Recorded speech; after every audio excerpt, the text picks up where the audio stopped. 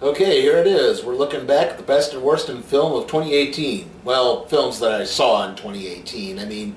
I can't really say much about, say, A Star is Born or Mission Impossible Fallout or Holmes and Watson or some other movie that got savaged that I just can't seem to remember.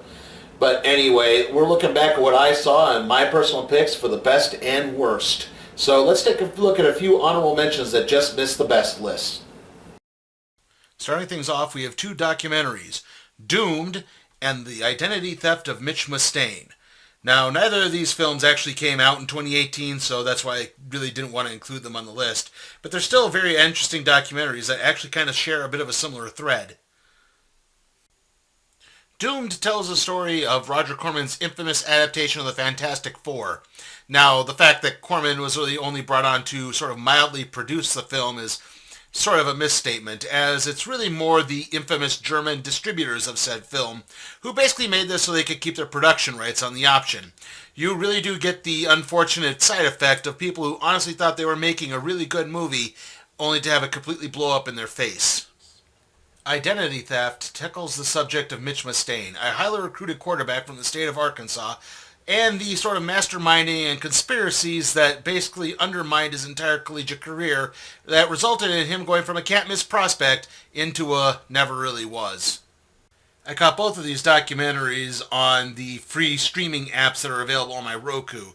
I believe I saw Mitch Mustaine on the Popcorn Flicks app, while I saw Doomed on the Tubi app. That's Tubi.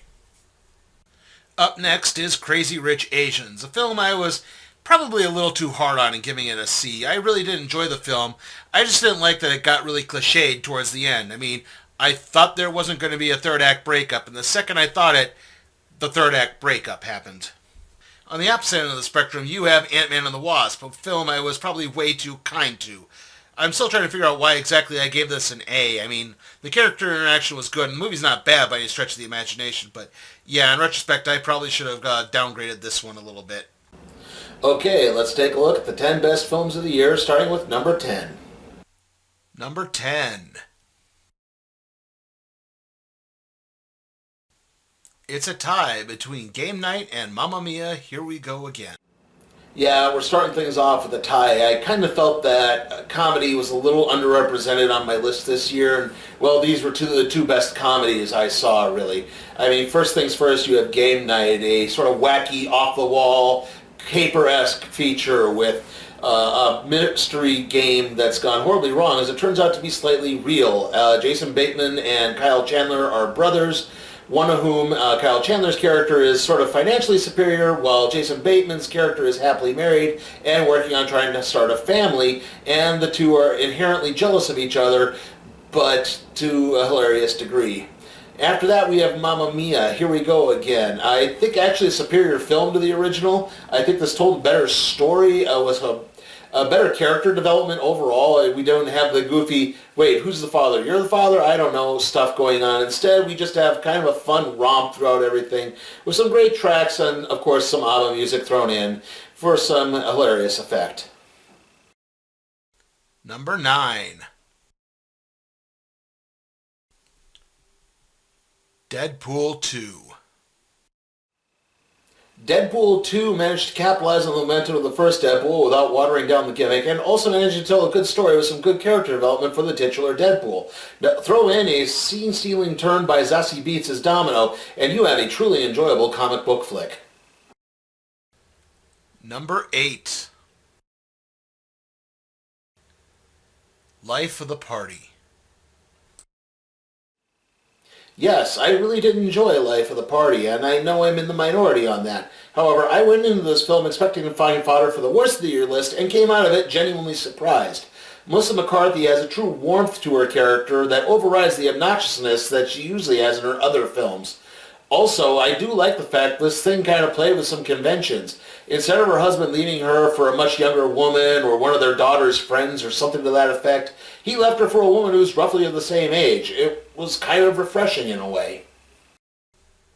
Number 7.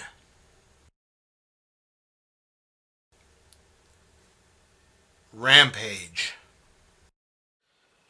Hey, look, we finally got a really good video game adaptation this year, so I think we had to put it on the list, right? I mean, Rampage doesn't seem like much, but then again, maybe not having a general plot the way the original Rampage arcade game had probably allows for a bit more freedom in telling a decent story, rather than, say, doing something like Assassin's Creed or Tomb Raider, which sort of flopped due to their adherence to the video game plot. Number 6. Pacific Rim Uprising. I know I'm in the minority on this one, but I really did enjoy Pacific Rim Uprising. I think it's a perfectly good follow-up to the first movie. It's not as good as the first movie, but it's still perfectly enjoyable, with good performances from John Boyega, Scott Eastwood, and Kaylee Spaney. I think this does a good job of continuing the story and keeping fans enthralled. If you temper your expectations down and don't expect the perfection of the first one just because it's not Guillermo del Toro, you will enjoy this film. Number 5. Mary Poppins Returns. Emily Blunt more than amply fills the shoes of Julie Andrews in this follow-up to the classic Disney film. The musical numbers might not be as good as the first ones, but they're still rather enjoyable throughout most bits of it, and the story still retains much of the charm of the original. Number 4. Avengers Infinity War. Avengers Infinity War contained just about everything. Great rollicking action-adventure, intense pathos, wonderful humor, and a sucker punch of an ending that left the audience feeling incredibly hollow, but still wanting more. Granted, if you read the comics, you probably knew how this was going to turn out, but still, the fact that Marvel did follow through on what they followed through on in the ending really does put this up on the top of the list so far. But still, there's a few that missed this list. Let's take a look at those. If there was one film I feel missed this countdown, it was probably Smallfoot. I was genuinely caught off guard by the fact that an animated children's film would really try to tackle the ideas of faith versus science in a unique way. A Wrinkle in Time proved to be a really good, fun adventure film. My only problems with it were I felt some of the cast were a little underdeveloped and the pacing went by a little too fast. I wish the film had stopped and breathed a little bit more. But other than that, it was still fun. Solo, a Star Wars story, was a much better film than it seemed to have any right to be, even though it managed to somehow get caught up in the whole backlash over a bunch of irrational Star Wars fans being irrational. And last but not least, we have Aquaman. Look, I wanted to maybe put this on here, but to be honest, the film was a little too long, and I did have problems with the editing. But it was perfectly good and a great representation of what the DCEU could possibly be if they really did try. Number 3. Creed 2. Creed 2 continues the revitalization of the Rocky franchise by not only building off the momentum of the first Creed, but also acting as a sequel to Rocky 4. In this, you have a great story arc for both Adonis Creed and the Drago family, as both seek their own form of redemption/revenge. And yet, in a way, both seem to come full circle to realize that they needed to fight for more than just the meaningful things that they thought. If that made any sense. Number 2. Spider-Man Into the Spiderverse. Spider-Man Into the Spiderverse is definitely the best animated feature of the year, with some crackling animation, great voice work, and an incredible story that manages to be both fun, imaginative, and still have some pathos and drama involved with it. There's nothing bad to say about this film. It should probably be on the top of the list, but there was one film I thought was better. And my number 1 movie for 2018 is Black Panther. Into the Spider-Verse might walk through that doorway to Oscar glory that Marvel's been craving, but Black Panther beat that door down. This is a perfect film with the direction from Ryan Coogler, the performances of Michael B. Jordan as Eric Killmonger, and Chadwick Boseman as T'Challa, the Black Panther, have brought an intensity, an action-filled pathos, and an incredible story arc that the Marvel Cinematic Universe has been craving. And that is why, in my opinion, the best film of 2018 is Black Panther. But we're not done yet. As for every best, there has to be a worst. So check back after the break for my thoughts on what are the worst films of 2018. It happens only once a year, only in one place, Knott's Merry Farm, where the spirit of Christmas and the Old West come together in over 135 wild ride shows and adventures, gift-wrapped in the excitement of the season and highlighted by the dazzling Helen Reddy, December 26th through the 28th, the hilarious Norm Crosby, December 29th and 30th, and co-star of Dukes of Hazzard, Tom Wopat, January 2nd and 3rd. It's our way of saying Happy Holidays from Knott's. Lady, a novel of secret loves and shattered dreams by Tom Tryon, author of The Other. Lady, the new Fawcett paperback bestseller. You might think you know what's on this list, but you might be wrong, because I'll tell you this right now, 2 of the films I gave Fs to aren't even on this. And yet there's still plenty of disappointment to be had. So before that, let's take a look at a few dishonorable mentions.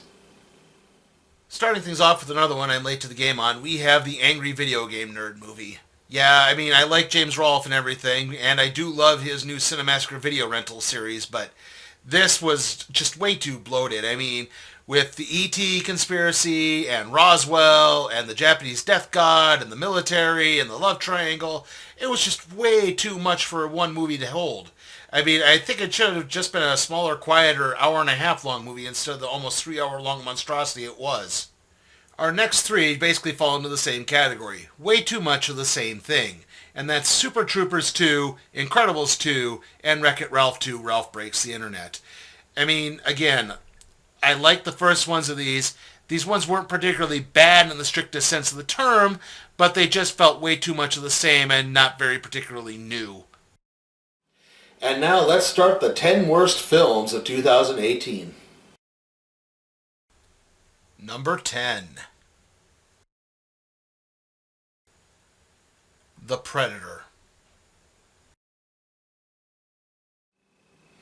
This is definitely the case where the more and more I thought about a film, the more and more I began to dislike the film, especially with The Predator. I mean, there's really no cohesive story in any of this outside of the weird idea that the predators think autism is an enhancement for human beings.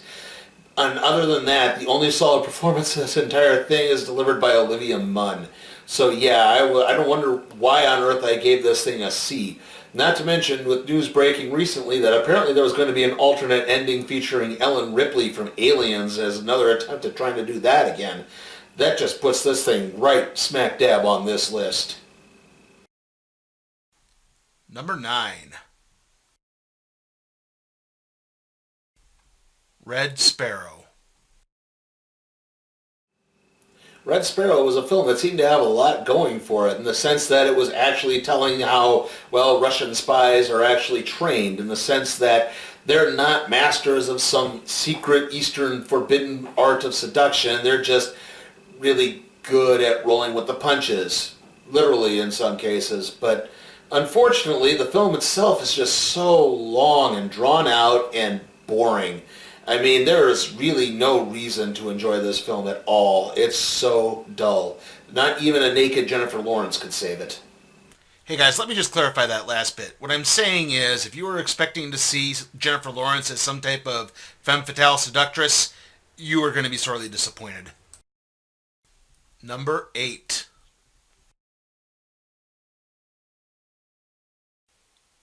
Venom. I know there's some people that do really like Venom and enjoy it as kind of a so bad it's good. And if you do, good for you on that. But I am not one of you, unfortunately. I just kind of found Venom to be dull, with the only saving grace being the bizarre banter between Eddie Brock and the symbiote. Number 7. Tomb Raider.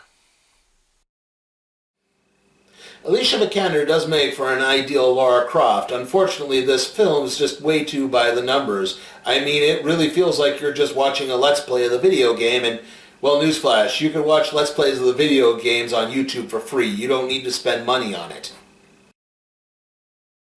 Number 6. Peter Rabbit. The one saving grace of Peter Rabbit is that there really is a great romantic chemistry between Rose Byrne and Domhnall Gleeson. Unfortunately, it's in a movie called Peter Rabbit where I really shouldn't be caring about the romantic chemistry between two humans. I should be caring about Peter Rabbit. Number 5. Den of Thieves. With Den of Thieves, I was expecting kind of a funny, goofy, hammy, over-the-top caper thrill ride, and unfortunately I got none of that. Instead, I just got a boring, plotting, by-the-numbers, poorly acted film, with the only redeeming bit being Curtis 50 Cent Jackson scouting out his daughter's prom date. Number 4. The Happy Time Murders. The Happy Time Murders contains a rather unique premise in the sense that it takes place in a world where puppets are living, breathing creatures that exist alongside humans, though they are treated as second-class citizens. While you think this would be taken to a logical, funny extreme, it's just taken to a logical, well, crass extreme. None of the jokes work. There's jokes involving drug use, except they snort pixie sticks and sugary substances and drink maple syrup instead of alcohol. And well, there's a puppet ejaculating foam soap, and I just don't find that to be particularly funny. Now, before we move on to our 3 worst films of the year, let's take a look at a few more that just missed the list. First Man took what was a really interesting premise, the idea of chronicling Neil Armstrong, the first man to walk on the moon, and, well, just made it really dull. This thing is so paint by numbers, there's no drama to it at all. Bad Samaritan was a film I reviewed this year, and to be honest, I don't really remember too much about it, other than the fact that I thought one of the characters who should have been killed off instead somehow miraculously survived at the end. Battle is a Norwegian breakdancing film that, well, was too cliched even for a Norwegian breakdancing film. I mean, they couldn't even make it interesting beyond that premise. Nutcracker in the Four Realms, well, could have been interesting. I mean, the idea of it being sort of a sequel to the original Nutcracker story was kind of novel, and it did have a rather interesting turn by Keira Knightley as the Sugar Plum Fairy, but other than that, it's just completely forgettable. Number 3. Skyscraper. You have a movie where The Rock plays an action hero with one leg that mixes the elements of both Die Hard and The Towering Inferno, and yet you somehow made this boring. I mean, you know this is a real stinker when it couldn't even win over the China market, even though it was shot in China. Number 2.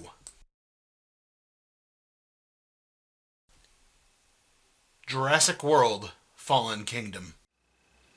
The location of this pick might surprise you given how vociferous I was in my review of the film, and yeah, I still have an intense dislike for it, and it easily could have been number 1. There was one that was worse, though. That being said, let's talk a little bit about Jurassic World: Fallen Kingdom and why it doesn't work. Characters are acting stupid. Ian Malcolm is the only intelligent character in this, and there's a pointless plot twist that you know they want to build because this is the big thing they've been trying to build to in this entire franchise, but yet they shouldn't do it because it's stupid. None of this film works, except for Ian Malcolm. And my pick for the worst film of 2018 is Mile 22. Jurassic World: Fallen Kingdom may have been bad, but at least said they had some likable elements, namely in the fact the characters did provide some likable actions, and Ian Malcolm, played by Jeff Goldblum, is always a bonus. That provided a bit of a saving grace.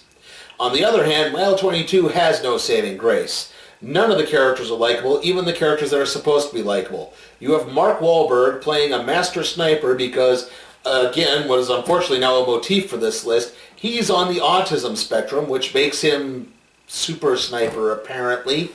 On top of that, though, he's just an asshole who treats everyone poorly, and everyone treats other people poorly because of that. You have a woman who is divorced and trying to talk to her daughter via a cell phone program that turns off if she starts swearing because she keeps losing control of her anger.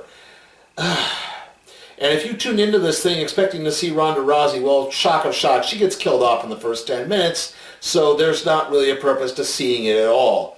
That's why Mile 22, in my opinion, is the worst film of 2018. And so that's our look back at 2018. 2019 is, well, at this point here, and guess what? The next review is going to be up in just a couple of days. It's going to be for The Escape Room. Following that, we're going to review the Netflix original film Mowgli. Yeah, I know it's not technically a Netflix original film, but just roll with it. And then after that, it's Replicas, starring Keanu Reeves as a cloning scientist. So hopefully I can see you all next time.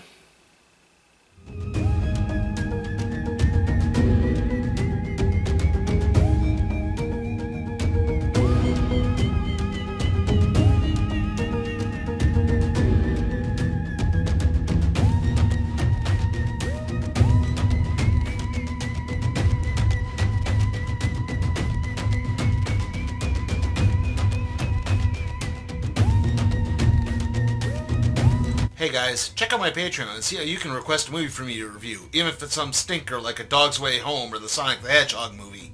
Also, if you like what you see, give the video a like, share, subscribe, and don't forget to ring that notification bell.